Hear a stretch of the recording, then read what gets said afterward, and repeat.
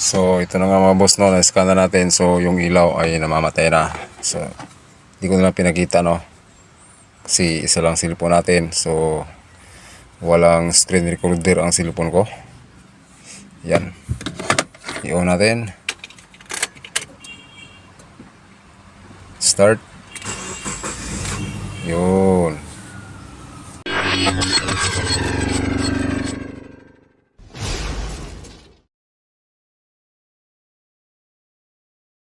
Boss, so yan, pumapalya na naman to. Alam nyo mga boss, so ang issue nito ay hindi na siya nag-start. Bakit? Kasi wala nang indicator dyan, kita nyo. Kahit saan mo ilagay na shifting, no, parking, hindi ka makakita. Ayan. So pag ano to, dati umandar to ay nag-check engine siya. So hinayaan ko lang. Mga boss, kapag ganito na senaryo mga boss, so wala na ibang titirahin dito kundi yung kanyang safety neutral switch or tinatawag na inhibitor switch or transmission range switch. So yun yung titirahin natin. So gagapangin natin sa ilalim. Kasi dati na-overhaul ko to, so siguro mga 3 months na. So maganda naman yung takbo nito. Yun, napansin ko yun dati na medyo minsan nawawala yung shifting indicator dyan. Kaya simptomas na yun. Ngayon natuluyan. So ang ko mga boss ay yan ko siya. Na-scan ko na to. So pakita ko sa screen yung kanyang code. Wala tong ibang walang ibang issue kundi transmission neutral switch, safety switch. So tatanggalin ko yan at papalitan. So ganun talaga mga boss, no, hindi talaga maiwasan na magka-problema talaga yung sasakyan na lalo na sa ganyan switch. Halos araw-araw ay nagkumagana yan. Siguro yung contact point niya ay manipis na, hindi na umabot. So yung iba ay nire-repair yan, pero ako hindi ko nirekomenda na i-repair. Kailangan na talagang palitan. So gapangin natin mga boss. So ito yung inhibitor switch na sinasabi ko mga boss. So tinatawag din itong transmission range switch or safety neutral switch. So ito yung tatanggalin natin. Medyo mahirap itong tanggalin, no, kasi yung pin dito ay napaka So nakikita nyo yung pin na yan. So mahirap tanggalin yan mga boss, yan, no. Kailangan kukuha tayo ng chisel na or yung bakal na magandang klaseng round bar na maliit lang or maliit na rod. So yan, natatanggalin natin yan. Okay, so ito na ang problema natin. Kapag natanggal natin yan ay madali na lang bunutin yung niya, yung switch na yan. 2 bolt lang naman yan. So, ang ganda na sana ng takbo ng transmission na to, ngunit natuluyan siya yung switch na yan. Okay, so ito na siya mga boss, dumating na yung order natin na inhibitor switch na Subaru transmission. So ang gawin natin dito mga boss, ito yung bago. Install natin sa transmission, tapos lagyan natin ng wire, tapos i-ship natin sa lahat ng gear. So park, reverse, neutral, drive, tapos mag-check tayo ng continuity sa mga terminal na to. Yan. So mayroon naman tayong kodigo dito, kodigo pinal. So kapag naka-parking tayo, 4 at saka number 3 may continuity. Kapag naka-reverse naman, 4 at saka 2. Kapag naka-neutral, 4 at 1.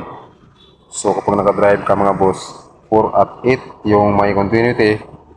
Tapos pag naka-parking at saka neutral ka, naka-parking ka, ang 12 at saka number 11 mayroong continuity. Reverse, 10 at 9 mayroon din. Okay, so ngayon Ito yung terminal niya, nilagay ko. So, ito yung connection niya. So, ito yung pinakaitaas. So, nandito yung 1, 2, 3, 4, 5, 6, 7, 8. So, 9, 10, 11, 12. Yan yung ano, yung pin out dito. So, ngayon mga boss, kapit na natin to sa unit. So, yun mga boss, ano na natin, na kabit na natin. So, lagyan ko na lang ng pin yung ano niya, yung kanyang shifting arm dito, may pin to. Lagyan natin. At saka kinabit natin yung harness na. So, hindi ko na siya pinakita kung paano ko sinig sa resistance, no, kasi mahirap dito sa ilalim, nakagapang tayo. Pero pinakita ko na yung papel kanina, yung nakalagay sa ano, terminal, yung pin out ng socket na itis natin. Hanapin natin yung continuity. So yan, okay na. So tinis ko yung ano.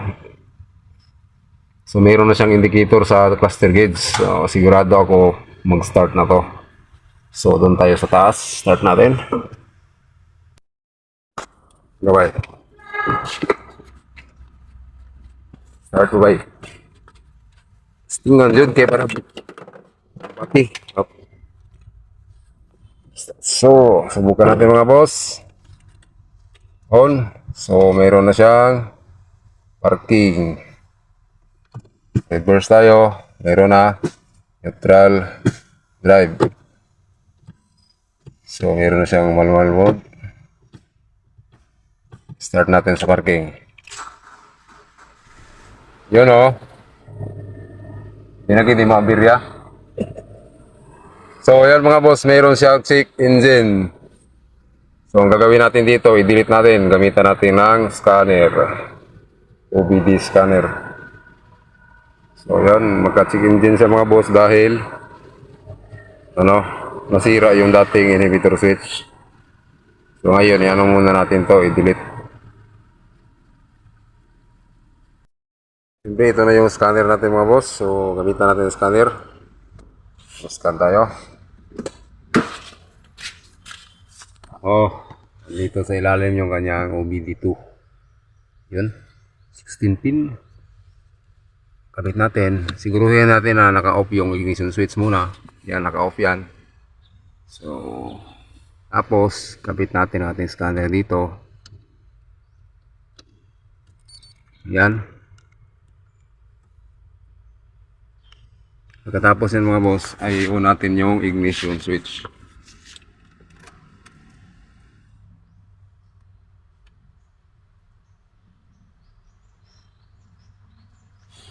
Yan.